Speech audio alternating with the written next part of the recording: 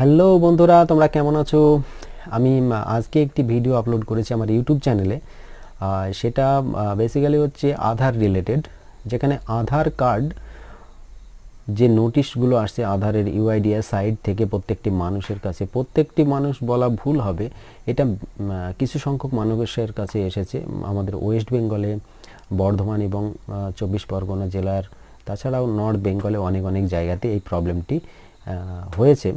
নোটিশটি এসেছে যে আপনার আধার কার্ড ডিঅ্যাক্টিভেট হয়ে গিয়েছে। এবার এই ধরনের নোটিশ যদি কারোর এসে থাকে, অবশ্যই আমার চ্যানেলটি ভিজিট করুন এবং সেখানে গিয়ে আমার আজকের দেওয়া যে আধার রিলেটেড ভিডিও সেটি আপনারা দেখে নিতে পারেন। আর আমাকে কমেন্ট করে জানাতে পারেন যে আপনার কি প্রবলেম হয়েছে।